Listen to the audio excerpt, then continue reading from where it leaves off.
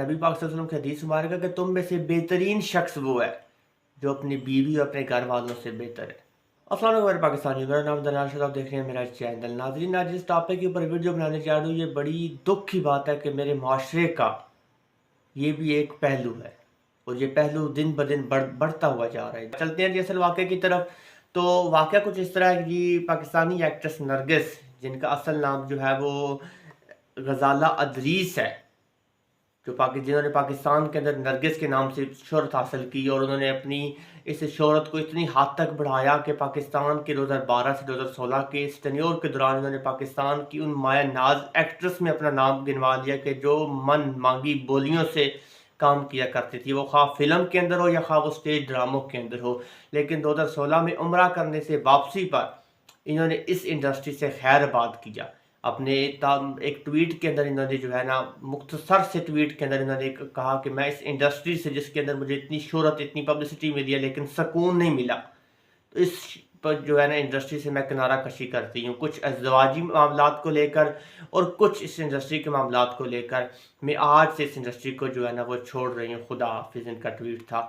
इसके बाद फिर कई अरसों तक जो है ना मुख्तलिफ वीडियोज़ के थ्रू, मुख्तलिफ पैगामात के थ्रू जनाब जो है इन्हें कह लें कि हर तरफ से इनके ऊपर जो है ना दबाव डालने की कोशिश की गई कि अब ये वापस इस इंडस्ट्री की तरफ आ जाए। लेकिन इनका यह अकीदा पुख्ता बरकरार रहा और लेकिन हालात, जब इनके हालात जो कंट्रोल से बाहर होने लगे तो इन्होंने पाकिस्तान से किनारा कशी करके कनाडा के अंदर अपनी नेशनैलिटी हासिल की और कनाडा के अंदर एक छोटा सा बिजनेस शुरू किया सैलून का। इस बिजनेस से इन्होंने जो है ना काफ़ी हद तक कह लें कि अर्निंग की और उस अर्निंग से इन्होंने पाकिस्तान डिफेंस हाउसिंग अथॉरिटी के अंदर इन्होंने एक फार्म हाउस खरीदा। अब नाज़रीन, ये असल वाक़या इस फार्म हाउस की लेन देन और उसके पैसों के मुतल्लिक है जी। अब इनके शोहर जो हैं, इनके दूसरे शोहर माजिद बशीर साहब जो इंस्पेक्टर हैं, उन्होंने इनके ऊपर तशद्दुद किया। अब तशद्दुद क्यों किया? इसलिए तशद्दुद किया क्योंकि जनाब ये इनके मुताबिक इनकी जो इन्होंने FIR दर्ज करवाई है डिफेंस हाउसिंग सोसाइटी थाने के अंदर, उसका जो मतन है उसके अंदर ये कह रही है कि जी मेरे शोहर ने मेरे ऊपर तशद्दुद किया और इंतहा का तशद्दुद किया, जो इनके भाई की मदीयत में दर्ज करवाई गई है। और उसमें मजीद उनका कहना ये था कि ये तशद्दुद इसलिए किया गया है क्योंकि इनके शोहर हैं इंस्पेक्टर जो माजिद बशीर साहब, ये इनसे जो है ना इनका वो फार्म हाउस लेना चाहते थे और उन्होंने कई बार जब उनका इनकार किया तो एट दी एंड उन्होंने फिर ये हरबा इस्तेमाल किया, ज़बरदस्ती इन पर अपने नाम लगवाने की कोशिश की। लेकिन उन्होंने जब उनसे जान छुड़वाई या जब उन्होंने इससे कुछ आज़ादी मिली तो अपने हालात, अपने वो ज़ख्म या वो तशद्दुद के निशानात दिखाए जो इनके ऊपर इनके शोहर की तरफ से किए गए थे। इस सारे वाक़े के ऊपर जब ये रिपोर्ट CM पंजाब तक पहुंची तो उन्होंने बड़ा आला ज़र्फ़ का मुज़ाहरा करते हुए इसके ऊपर नोटिस लिया और ना सिर्फ नोटिस लिया बल्कि विदिन 7 डेज इसकी तमाम रिपोर्ट्स और उस इंस्पेक्टर माजिद बशीर को हिरासत में लेकर कार्रवाई को शुरू करने का जो है ना वो बाकायदा कह लें कि हुक्मनामा जारी किया।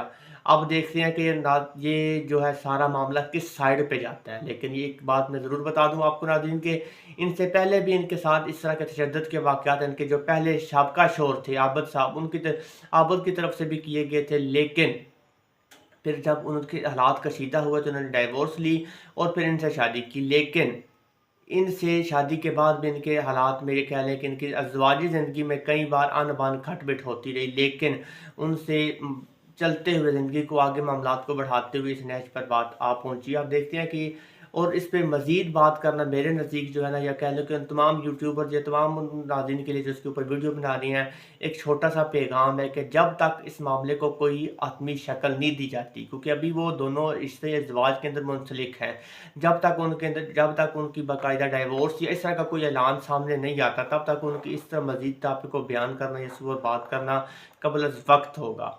और नाज़रीन, लास्ट में इतना ज़रूर कहूँगा कि इस तरह के किसी भी वाक़यात को दबाने की कोशिश मत कीजिएगा। आपको प्लेटफॉर्म मौजूद है हमारा, आप इस प्लेटफॉर्म के ऊपर जो है ना इन वाक़यात को रिपोर्ट करवा के अपनी आवाज़ उठा सकते हैं। और बहुत सारे मैंने ऐसे यूट्यूबर या ऐसे वीडियो बनाने वालों को देखा है कि उनकी पुरानी साबका पिक्चर्स को, जो उनके स्टेज ड्रामों के अंदर या उनकी फ़िल्मों के अंदर जो है ना वो ज़ेब-ए-तन लिबास था, उनकी पिक्चर्स लगा कर वो वीडियो बना रही हैं और एक ख़ास स्लोगन, एक ख़ास जुमले के साथ वीडियो बनाई जा रही है। और जुमला कौन सा था कि सो चूहे खाने के बाद बिल्ली हज को चली। आप और मैं होते कौन है इस स्लोगन को लेकर वीडियो बनाने वाले या उनकी पुरानी पिक्चर्स को लेकर वीडियो बनाने वाले? आप और मैं होते कौन है? آپ اور مجھ کو اختیار دیا کس نے اس بات کا کہ ہم کسی کے کریکٹر کے اسینیشن کریں، کسی کے کریکٹر کو ہم جج کرنے کی کوشش کریں؟ کیا ہم نے کبھی اپنے گریبان میں جھانکا ہے ہم کتنے پارساں ہیں، یا ہم کتنے جناب جو کہہ لیں کہ پاک صاف ہیں، کہ ہم اس دلدل سے، اس گناہوں سے بچے ہوئے ہیں؟ ایک شخص جو ظاہراً دنیا کے سامنے توبہ کر کے اس انڈسٹری سے کنارہ کشی کر لیتا ہے، تو پھر آپ اور میں ہوتے کون ہیں ان کی سابقہ تصاویر کو یا سابقہ ویڈیوز کو سامنے لے کر اس کے اوپر بیان بازی کرنے والے؟ وہ در ہے، آپ اس در کی بات کر رہے ہیں کہ جہاں پہ کوئی جا سکتا ہی نہیں ہے بغیر اجازت کے، جب تک اسے بلاوا نہ آئے تب تک کوئی جا نہیں سکتا۔ میں کہتا ہوں کہ کوئی کتنا ہی کروڑ پتی کیوں نہ ہو، کوئی کتنے ہی کرپٹ کیوں نہ ہو، کوئی کتنا ہی کہہ لیں کہ چور ہی کیوں نہ ہو، وہ تب تک اس در پہ نہیں جا سکتا جب تک اسے اجازت رب کی طرف سے نہ ملی ہو، نبی پاک صلی اللہ علیہ وسلم کی طرف سے اسے اجازت نہ ملی ان کے در پہ آنے کی۔ کون ہوتے ہیں جناب جانے والے؟ یہ وہ در ہے کہ جس در کے اوپر ایویں بلاوے نہیں ہوتے، اس در کے اوپر جانے کے لیے بڑی منتیں مرادیں کرنی پڑتی ہیں۔ اگر کسی کو بات بری لگے تو اس سے معذرت چاہتا ہوں، لیکن یہ حقائق ہیں جو آپ لوگوں کو دکھانے لازم تھے۔ اللہ حافظ و ناصر۔